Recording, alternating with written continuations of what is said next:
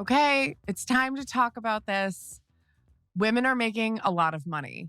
If that's you, and even if it's not you, but you feel like you have a lot on your plate, you're running your business, and you maybe don't have the support around you that you need, I want to talk in this episode about women being breadwinners, women being head of household, and the changes that are coming in the future, and how we right now, especially if you're listening and you are the one in your household making the most money, keep listening. Let's talk.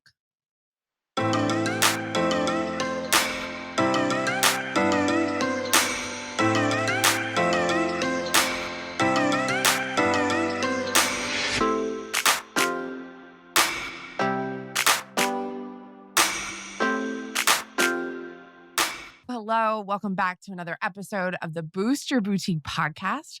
I'm Emily Benson, obviously your host, and the owner of Boutique Training Academy, where we educate at a professional level new boutique owners and established boutique owners to start, grow, scale their boutique business, whether it's online, brick and mortar, or mobile. Like, I've got you covered. Let's grow your business. And this episode in particular is going to be for my scale girlies. Okay.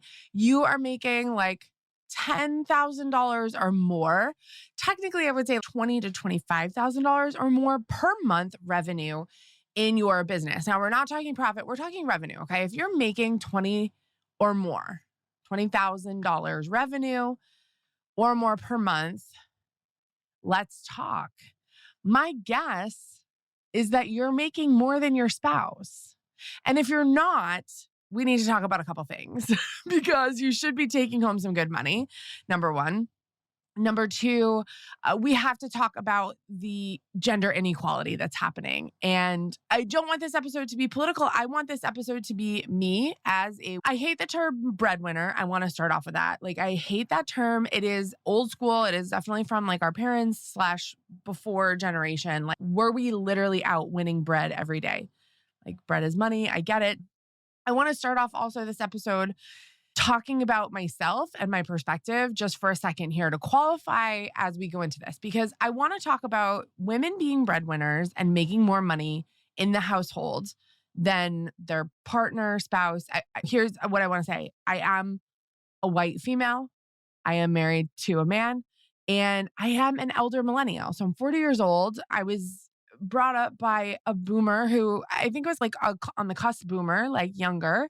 But I also have friends and family who are definitely solid boomers. Listen, I don't care what age you are. I'm just wanting to say, here's my perspective. I was raised middle class in a blue state.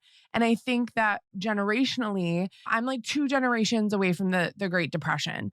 And I am 1 generation, not even, I'm 10 years away from women getting bank accounts. I was born in 1982. In 1972, women were allowed to have a bank account on their own. As a married woman, you could now have your own bank account. You didn't have to have one with your husband as the primary benefactor, the primary cardholder.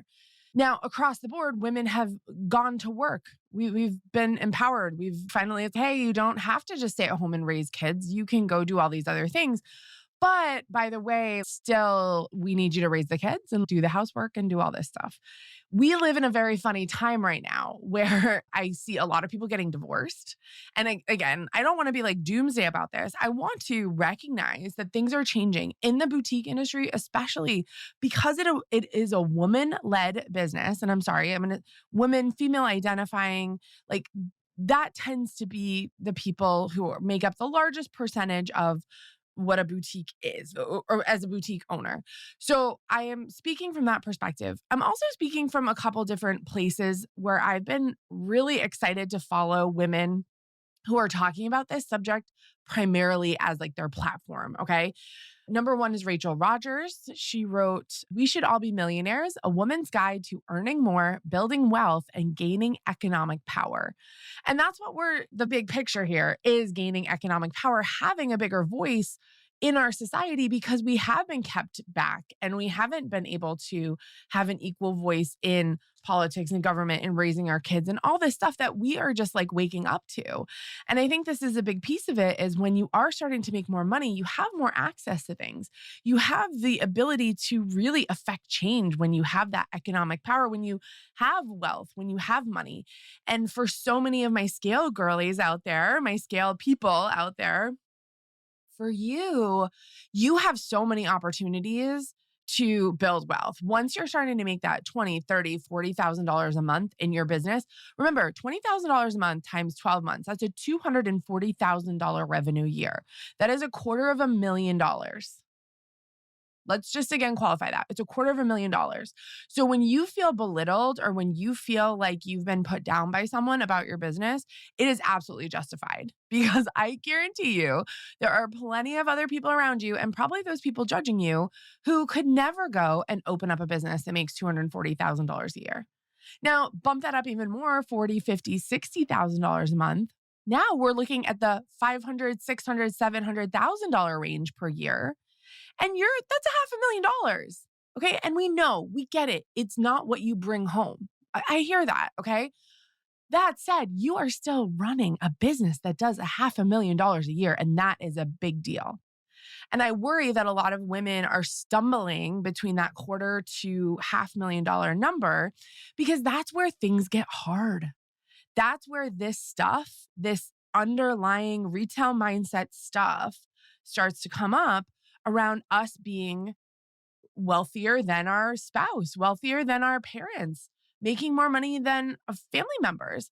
There's a lot of you in this situation. It's this like new money thing. Maybe you did grow up with money. I don't know. But the boutique industry is definitely a path to wealth, a path to building a sustainable business and a sustainable income for your family and a sustainable, like, this is not a hobby. This does not have to be a hobby. That's who I really am doing all of this for is those of you who are hitting those 15, 20, 30, whatever $1,000 months in that scale range. And you're like, whoa, wait, this has gotten out of hand. This is a lot. And I want it. I want to grow. I'm in that mindset of I want to keep growing my business. And maybe this mindset thing is coming up for you where you were not raised in a position to be the head of household. I like head of household better because it's like a tax term. It's like a economic term, which is still busted, right? Like, again, all of this stuff in society that we've had to deal with is starting to break apart. And I think it's really good. The other person who I'm really leveraging their work and their labor around this is a woman named Stephanie O'Connell. That is her handle on Instagram. So her full name is Stephanie O'Connell Rodriguez. She is a writer and talks a lot about ambition, money, power, especially with women and gender, and how these gender stereotypes have really, they're screwed up. And there's a lot of situations where she just did an Instagram reel. She's amazing at content too. So I love following her because not only do I love the subject that she does, but her content is really great. So I enjoy following her. So Stephanie O'Connell, it's Stephanie with an F. I'll put everyone I reference, I will put in the show notes. Okay. So you can go and follow them too, because again, this is just something that I want to bring into the conversation because it's been a conversation in so many of my groups, especially my higher level groups like Sky's the Limit, Boutique Business Accelerator. This has been a conversation. And it's this hidden thing where women are starting to make serious dough and society is not taking them seriously. Their husband, spouse, male identifying partner is having trouble with it to varying degrees, whether it's like a lot of trouble and it's really ruffling feathers or where there's just slight pushback here and there that still is causing stress and anxiety. We're going to talk about that. And then there is an opportunity right now where we can start to challenge these norms in a day-to-day situation, like in a real life situation. When someone asks you, how's your little business going? Like you have the right and I don't know, I think you should. I think we should all start speaking up for ourselves because if we don't address it, no one else will. If we're not the change in the conversation, then no one's going to change for us. So when we get asked about our small business, We should say, actually, it's a big business and I have 15 employees and I'm shipping to every state in the country on like a weekly basis.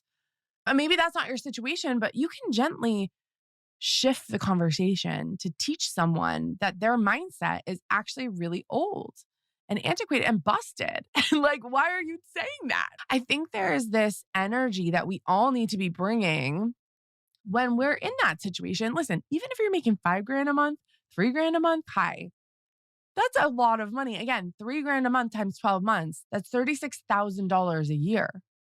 That's a lot of, that's like people's salaries. Okay, so be serious. We understand there's costs. I understand you're investing in inventory. But if we just solely, like maybe you're not taking home a ton of money, but if we solely look at your yearly revenue as a boutique owner, you're probably doing pretty well.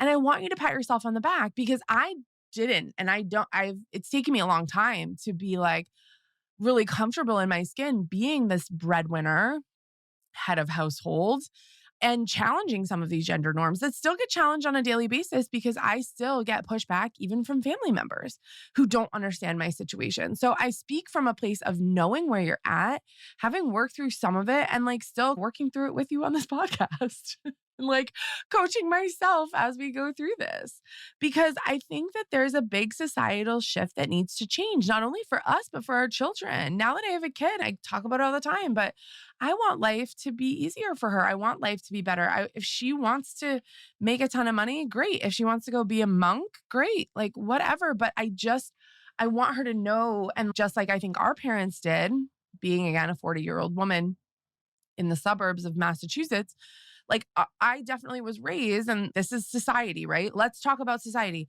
I was absolutely raised with the knowledge and the power that I had probably more power than my mom as a child, that I had more opportunity, that I had more open to me, right? Society as children, think we still are empowering girls and boys both. But there was a shift within generations, somewhere there between boomers and Gen X and millennials. And there's something happening where now that we're adults, we're making money, we're making good money. We still at home and in society are not treated as if we are our male counterpart.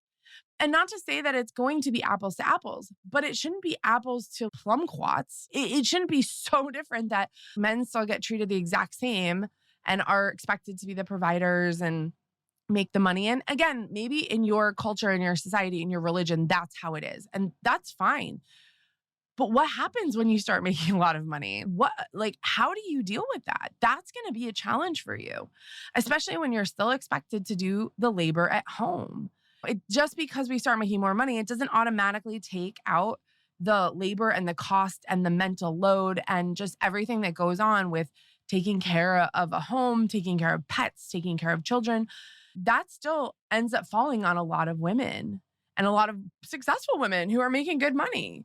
So how does that shift with society where we start to deal with people saying to us, oh, beautiful car, your husband must have bought it for you. No, actually, my business bought it for me.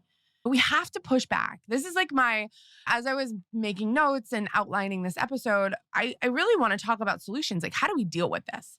Because we shouldn't have to just sit in feeling uncomfortable or sit in a place of feeling like we can't change the narrative because we absolutely can. We absolutely should. And even if it's in just literally small ways of making more money and then investing that money in things that will make you more money. And that, again, I'm speaking to the scale person, but also if you're in start level, you're just starting out here, this could be your future. So start thinking about what does that look like? How does that power dynamic play out within society, within your home, within your family, within your religion? All of that is going to come into play. And I think it's this like weird thing that no one talks about. It's very easy for so many boutique coaches, consultants, like all these people popping up now to talk about making money. Make 6 figures while your kids sleep. Okay. I know that you need more than that. But also, What happens when you do make that six figures? What is that going to do to your marriage, to your relationships, to your friends, to your school at large? What happens when you quit your job, your 9 to 5, right? How is that going to feel? All of this stuff that we've been set up by society to, again, follow the path, fall in line. What happens when we do make $500,000 a year? Our husband gets to quit their job, wants to quit their job and stay home and take care of the kids. Or maybe doesn't stay home and fully take care of the kids, but is the lead at the house, does the laundry, does the dishes, maintains all that stuff. How is that going to challenge you? How is that going to challenge the people around you? I will tell you straight up, it challenges a lot of people in my life that I make more money than my husband. And I'm like, just being very honest. It's been this way for a while now, too. This is not new for me, okay? It really challenges people, especially now when we have a child. Just because I work and I'm, the breadwinner, the head of household in our family, doesn't mean that I don't want to be with my kid. I do want to be with her. I also need the separation. I need time to work, right? So how does that work? It's taken a lot of negotiation. It's taken a lot of dynamics, figuring out even just how do we maximize the schedule? Like maybe I do enjoy working on Sunday afternoons. And so Sunday afternoons become a day where my husband is with Adeline all day or something, right? I'm just giving you examples, but we've had to actively challenge society looking at us in a different way. And here's the thing. There's plenty of people who are like, you guys are awesome. I am jealous of your setup. You guys have it. You guys are doing great. You both get to do what you like. You're still raising your daughter the way you want. We have a lot of freedom because we built that into our life over 10 years, 11 years now. It doesn't come overnight, right? But there's a lot of you in my situation where you are the one that the financial responsibility in the household lies on. And that can be really stressful. And I want to be able to talk about it. I think you want to be able to talk about it. I have a lot of you guys coming into Sky's the Limit, and I love you because you want to talk about it. And we have to negotiate it. And we have to work through it, because here's the other piece of it is that there is going to be a moment in your relationship, and probably lots of moments, where there's pushback, right? Remember, the labor at home is unpaid labor, whether it's you doing it or your husband doing it or your kids doing it, which hopefully with your kids, you're doing chore money and things like that to motivate, but you're not getting chore money to do the dishes. You're not getting paid to do the laundry. And again, neither is your spouse or your partner, right? But the expectation could still be in your narrative that you're living right now that you do all of it. That gets to be a conversation. And that's where I think that my second transition here into what I want to talk about around this is how do you navigate working with your partner, your spouse, your husband, your male identifying partner? Again, I want to be respectful of all situations and really be an ally for whatever relationship you're having to navigate, because it could be untraditional. And I want to call that out. I will say too, that I think with an untraditional relationship and a traditional male-female identifying household partnership where that we've all been sold, I do think that there are some unique things going on. I think when you're in non-binary or LGBTQ, queer, all of that has its own challenges as well that I'm not fully in a spot to talk through, right? That's not my expertise. But I do want to recognize that power dynamics in a household or in a relationship will be challenged by money, no matter what gender, sexuality, any of that. You're going to be challenged in any relationship with money. And that's really what we see across the board so much, is that divorce, right? The number one cause of divorce is financial disagreements, financial issues, is things around money. And so there's been a lot of people who I have seen either in the public eye or in my own personal colleagues, relationships that have gotten divorced in the past 10 years. As I've been more of an entrepreneur and been more in this world, there's been a lot of people I've watched get divorced. And that's just the truth in, again, male-female relationships. So I want to talk about how do we recognize what's happening? Because I think some of it is that women making more money undermines some of what masculinity has been defined as over the years. And masculinity in a lot of ways is being the financial breadwinner, the financial head of household in a traditional relationship. And there's a lot of judgment, I think, from others and a lot of self judgment. I think it challenges a man when you're in a traditional male female dynamic. It's going to challenge a man to not be the person making more money, especially if they come from that as a background, whether it's their culture, whether it's their family, whether it's, whatever, however they were raised. That's going to challenge them, and it's going to show up in different ways. It might show up in pushing back on the household labor, or pushing back on not hiring help even though you can afford it. Like, I'm not going to hire help. I'm going to do this myself, even though it takes me away from my family. Or on a Saturday where my wife's business could just pay for this new fence that we need to put up. I don't need to be the person doing it, going to Home Depot, buying the fence parts, digging the holes. Like, my wife's business could maybe actually afford this. I don't have to be the pay for it and do it and show up in those ways. Like, we see it coming out in so many different ways. I've heard lots of stories of sort of the challenge to the masculinity in that traditional relationship being navigated and triggered in all these different ways. And so, number one, I want to just say to you, if you are the breadwinner, like, as a woman, this is me talking straight to you, you've got to push back. You've got to figure out how to navigate with your partner, managing what you want, managing the downtime, managing your family time, managing that labor at home. Like, you might have to have many conversations over a few months. Like, us having a baby completely upended things, and having a house. We've had to have lots of conversations, and some of them not gentle conversations, around what does our life look like now that we have her. And we get challenged sometimes when we travel, or we get challenged by sickness or things happening that we're like, oh my gosh, like, how do we even deal with this? It brings up new challenges. So navigating that might be challenging. But what I want you to think about is holding your own and showing whatever that means, showing actual numbers.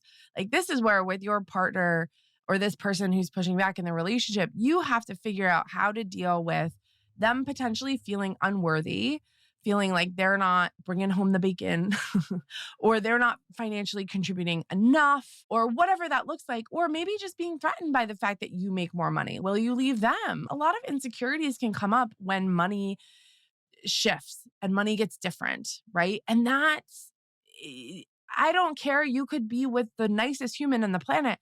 They could be completely overthrown and mentally challenged by the fact that you're now making $1 million a year in your business.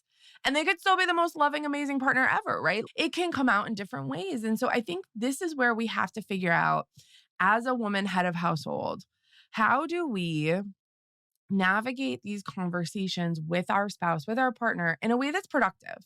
What do I want? What do you want? How can we meet each other's needs here? Because I am not going to sit it in the house and do things with my kids all day while I watch you build a fence outside. Let's just hire someone. Here's how much it costs. Here's how much I make. Let's put X% into that. And maybe we wait 2 weeks to do it, or 4 weeks to do it, but it will get done. And then we'll get to have family days together. What is it that you want? Focus on that. That's what I am really working on. I am always like, I don't like this. I can't do this. Or I find the negative so quickly because I'm automatically like confronted with this friction, I think is the best way to describe it. This friction of, oh, this feels uncomfortable. This feels so uncomfortable. Especially when you're navigating situations where you're having to deal with judgment from others even. Why didn't that work? Or why didn't you go to that party? Or how did you show up to this thing? Or what is the situation? That's going to happen.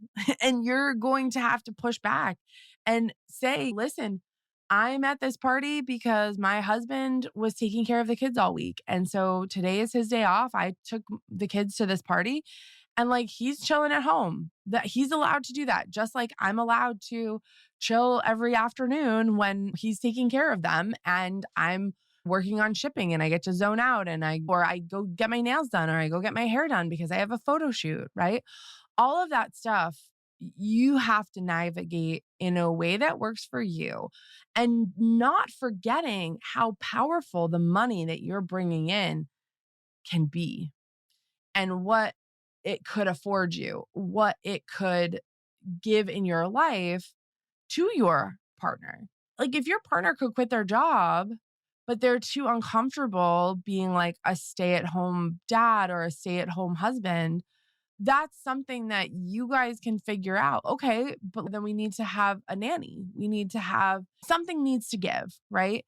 When you start to make more money, things are naturally going to shift. And I hope for you, and I hope for whatever situation you are, you don't have a lot of friction. Okay.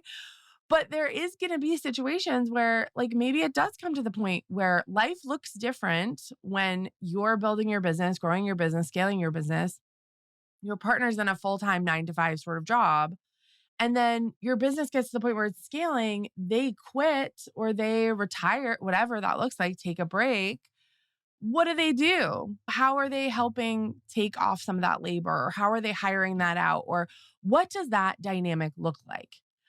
I want you to figure out how you can push back on money, time, labor, all this gender norm stuff, and really be clear about what is it in my head or in my partner's head where they're still stuck on this societal norm, this gender norm, and I'm past it. I want to move past it. You've got to talk about that stuff. If you don't, that's where I feel like it ends up in divorce. And again, I really don't want to scare anyone around this, but I do want to just say that I have seen it. I have seen it, and I've seen it to happen to people that like I'm like, "Oh, I would never expect that." Or some people I'm like, "Oh, I totally expect that." Though that spouse could absolutely not handle their partner making more money mentally and does not want to change. I can absolutely see that. Okay, how do we move forward? All right. How do we move forward? There is an opportunity for us to start to embrace women as being head of household. So, first and foremost, this standard has been justified by so many years of the woman does the cooking, the cleaning, da da, and the man is out at work and comes home. And the woman maybe has a job, teacher, nurse, pharmacist, scientist, astronaut, whatever job the woman has. It is a little bit different when it is your own business, when you are an entrepreneur and you are growing a business. And this could be from a 9 to 5 and you're doing it as a side hustle, which that is so much more work, right? Still.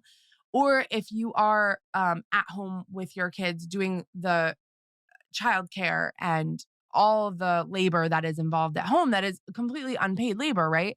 You could be starting your business on the side of that. What happens when you do get to that point where you are making more money? What happens at that point where you're navigating through, hey, I need 3 more hours to work. What can you do for me, husband? What can you give where I can have 3 hours of work where it's not at midnight, it's at 8 p.m. Can you put the kids to bed every Tuesday night? I want to start working at 7. I want to work till 10 and be able to go to bed at 11, like a normal time, right? We need to really navigate buying back some of our time because that's not what I see happening. I see lots of women staying up really late, trying to juggle all of it. And we have to push back. Okay.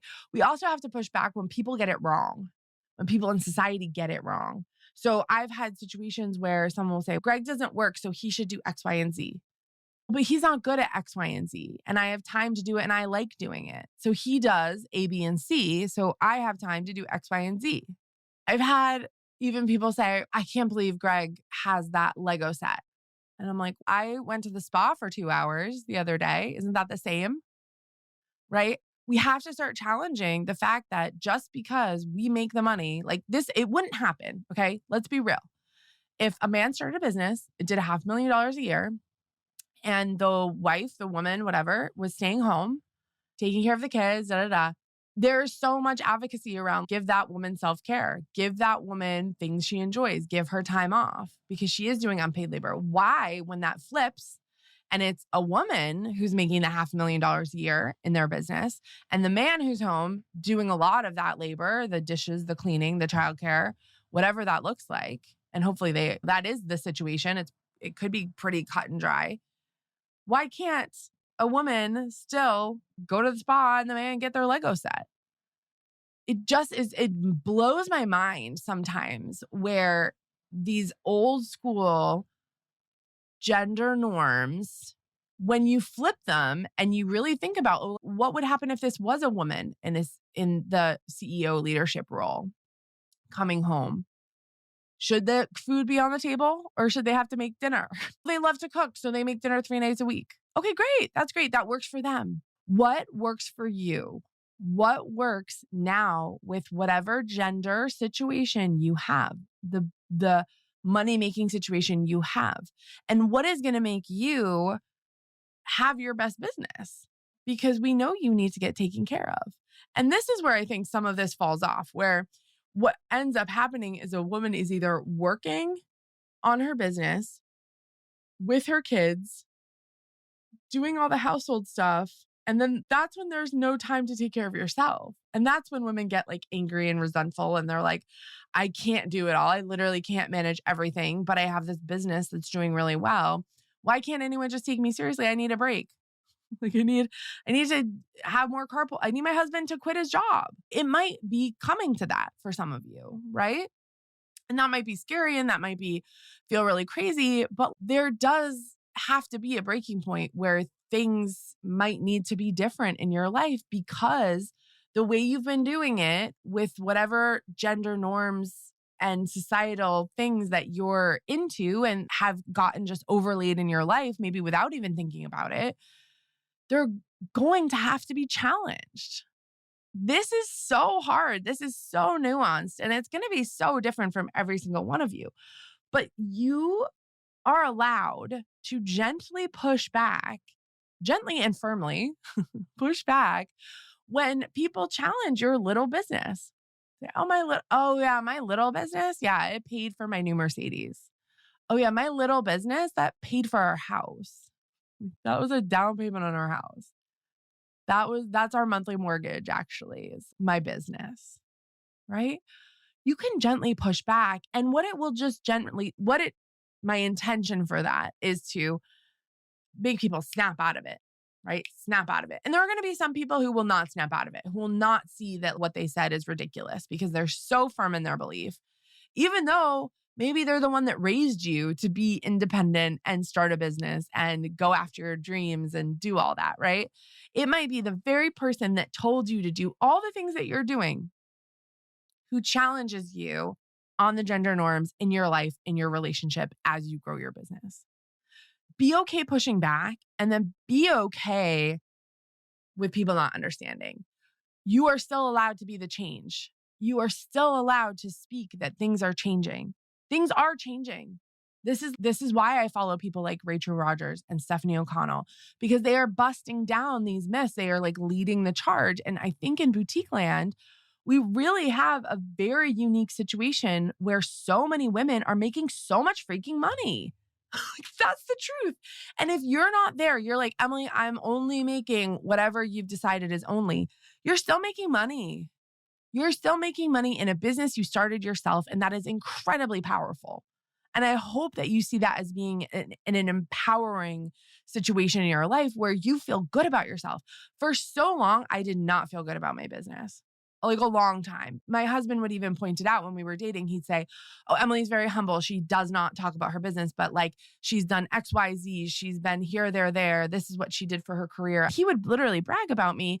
And I would sit there with a very successful multi-six-figure business, like downplaying myself.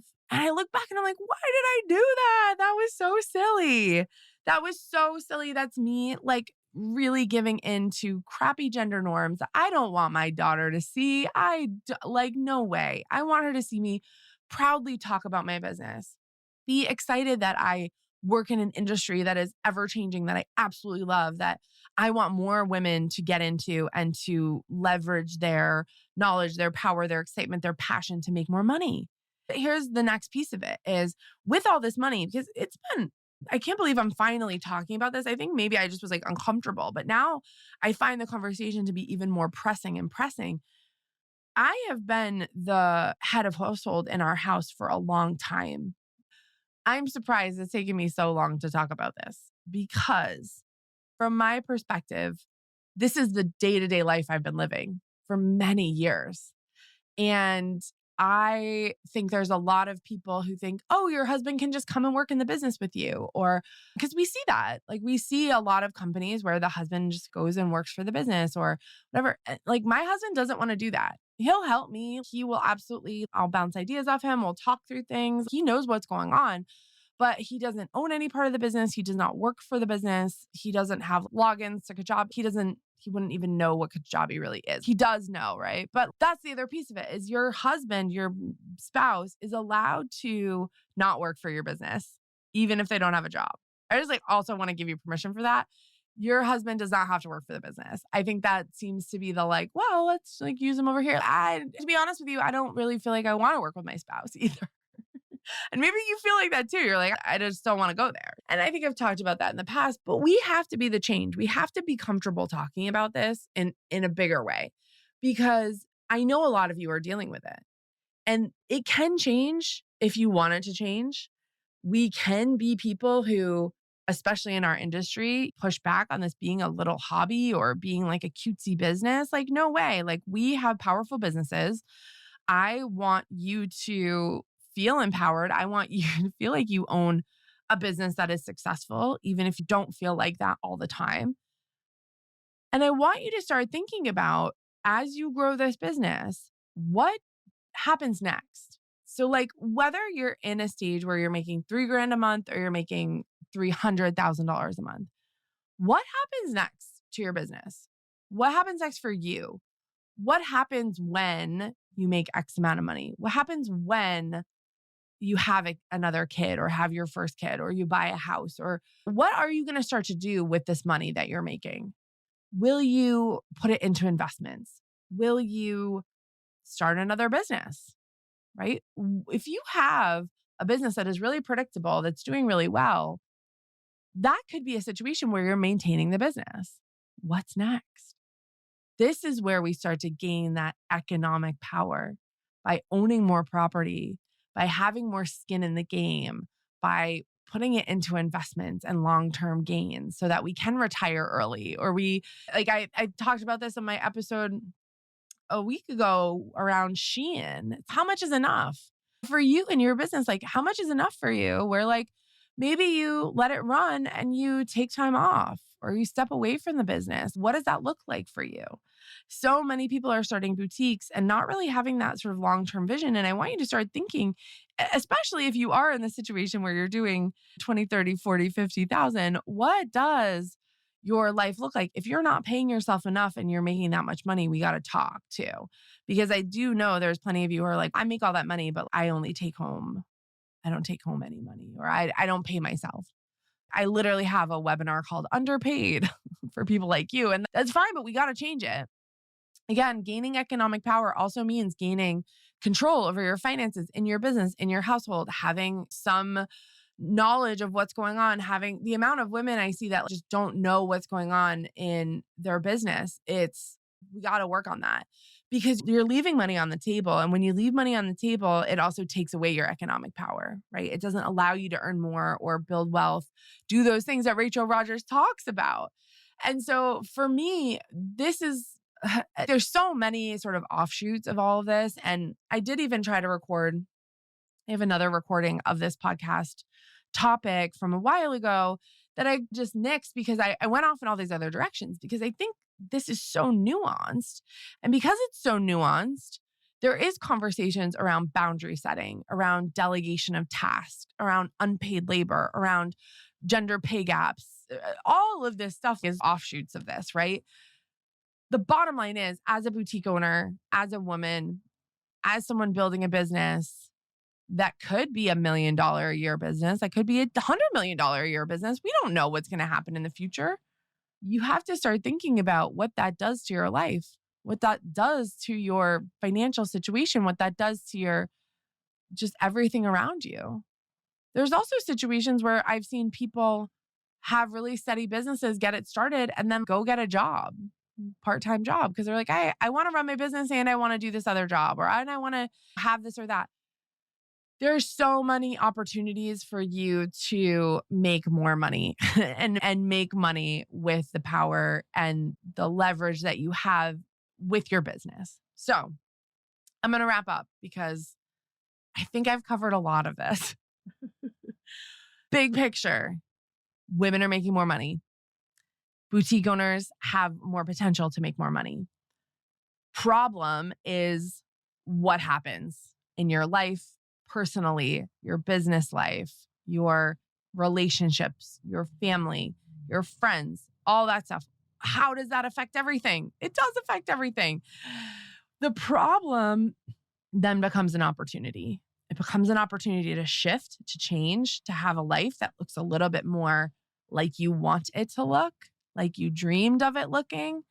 And there's opportunity for us to challenge the norm so that our kids don't have to listen to these silly stories about businesses being hobbies or little businesses, whatever. I don't want my kid to be brought up with the same ideals. I want her to see that her mom is a powerful woman and that allows her to build a business if she wants in the future because she's seen it and she grew up with it and she knows what it's like. That's what the opportunity is here. The opportunity is for our daughters and our sons, frankly, to see their moms. It's for our nieces, it's for our nephews, it's for our friends' kids that we hang out with all the time to see us as women in a position of power, economic power. And maybe that gives you political power. Maybe that gives you financial power. Maybe that gives you investment power. It gives you so much. So let's decide to stop feeling ashamed. This is me coaching myself. Okay. This is my wrap up of Emily. And truly, I don't think I feel ashamed anymore. I remember our mortgage broker said to us, Emily, I think I'm actually very proud of you. Seeing your numbers, seeing your tax returns, I'm so proud of you. You have a great business. And obviously you work hard. You're calling me in the middle of the day between calls. Obviously you work hard. And that's the thing. Other women that see you will admire you. And they will be like, let's go, girls. Let's freaking go.